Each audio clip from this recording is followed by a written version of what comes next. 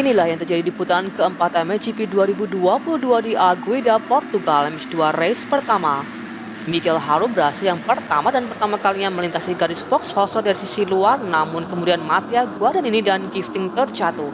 Sayang sekali Gifting harus keluar race. Sementara Harub memimpin race pertama ini.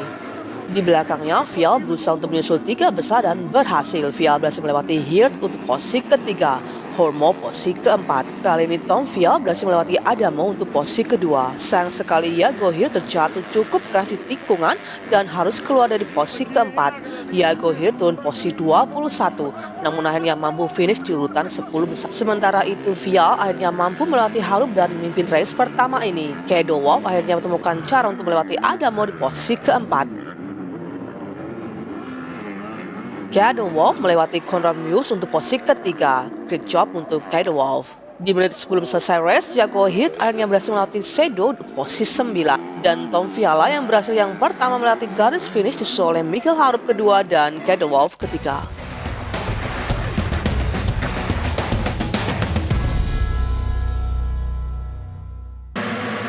MS2 race kedua. Di race kedua ini, rider Kawasaki nomor 24 Hormo yang berhasil melewati garis Vauxhall yang pertama, dan ini adalah yang pertama kalinya oleh Hormo. Disusul belakangnya oleh Gifting. Vial kali ini di posisi ke-6, namun di tanjakan berikutnya berhasil mendahului Adamo dan kemudian berhasil melewati Jago Hirt dan Michael Harub untuk posisi ketiga. Sayang sekali kesalahan oleh Gifting membuat Tom Vial berhasil menduduki posisi kedua race pertama ini. Sementara itu pemimpin kejuaraan sementara Jago Hirt berhasil mendahului Gifting untuk posisi ketiga. Tom Vial akhirnya memimpin race kedua ini setelah berhasil mendahului Hormo. Beberapa lap kemudian Jago Hirt berhasil menduduki posisi kedua setelah berhasil mendahului Hormo. Kali ini Jago Hirt berhasil mendahului Tom Vial dan memimpin race kedua ini. Sementara itu, Guadagnini berhasil mendahului Kado Wolff untuk posisi kelima. Dan Jago Hirt yang berhasil bertahan melintasi garis finish disusul oleh Vial kedua dan Hormo ketiga.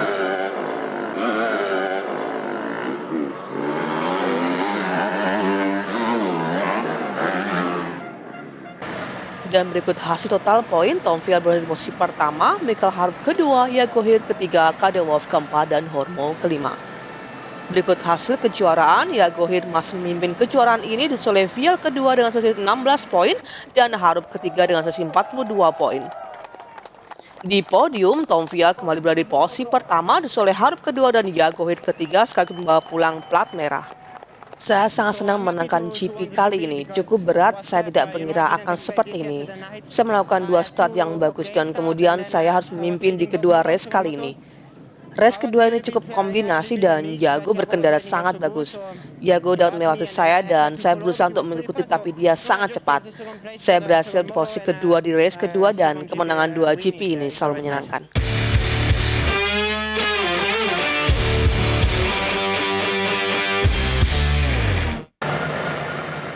MotoGP race pertama dimulai. Kali ini Henry Jacobi berada di depan dan berhasil yang pertama melintasi garis Vauxhall. Namun Jorge Prado yang berhasil memimpin race pertama ini disusul oleh Goldenov, Seaver, dan Jacobi.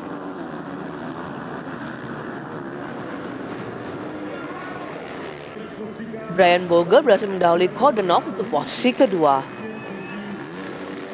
Tim Gesser berhasil menemukan cara untuk mendahului Paul Jonas di posisi kelima. Dan kemudian Gesser berhasil berada di posisi keempat setelah melewati Jeremy Seaver. Lagi Gesser mendahului Goldenov untuk posisi ketiga. Kali ini Maxime Renault terjatuh dari posisi ke-7 dan kemudian berada di posisi ke-11. Ruben Fernandez berhasil menemukan cara untuk melewati Paul Jonas. Fernandez sekarang di posisi ke-6.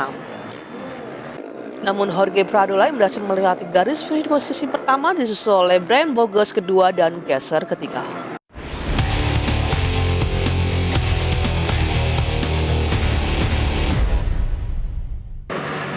MotoGP race kedua. Kali ini Jorge Prado yang berhasil yang pertama melewati garis Vauxhall dan ini adalah keempat kalinya oleh Prado di musim ini.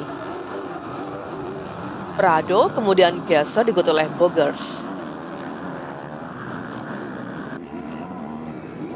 Kali ini Vlaanderen berhasil mendahului Fernandes di posisi ke-8. Namun lihat kali ini kesalahan kecil oleh Prado membuat Gesser akhirnya mampu mendahului Jorge Prado di sisi samping. Kali ini Jude Beaton berhasil dilewati oleh Fernandes di posisi ke-8. Forato berhasil mendahului Beaton di posisi ke-9. Dan kemudian sayang sekali Maxime Renaux terjatuh kembali membuat Renaux harus puas posisi ke-12. Coudenhove berhasil melatih Paul Jonas di posisi ketiga. Kali ini Bogger berhasil mendahului teman satu timnya Jonas di posisi keempat. Dan di race kedua ini, tim Gesser lah yang berhasil yang pertama melatih garis finish disusul oleh Jorge Prado kedua dan Glenn Coudenhove ketiga. Berikut hasil total poin, Prado di posisi pertama, Gesser kedua, Bogger ketiga, Coudenhove dan Jonas 5 besar. Berikut hasil kejuaraan, Gesser masih memimpin kejuaraan, Prado kedua dengan selisih 21 poin, Maxime Renaux ketiga dengan selisih 42 poin, Sio dan Coudenhove 5 besar. Di podium, Jorge Prado berhasil membawa pulang piala kemenangan sebagai juara pertama, Gesser kedua dan Bogger ketiga. Di race kedua, saya mendapatkan Fox Holso dan saya berhasil menahan tim beberapa menit, tetapi satu benar-benar tangguh. Gesser berkendara sangat bagus di akhir race, saya kehilangan sedikit gap dan saya berkendara tidak terlalu mulus. Saya tidak terlalu senang dengan kendara saya, tapi masih oke. Saya dapatkan kemenangan total poin, jadi saya sangat senang.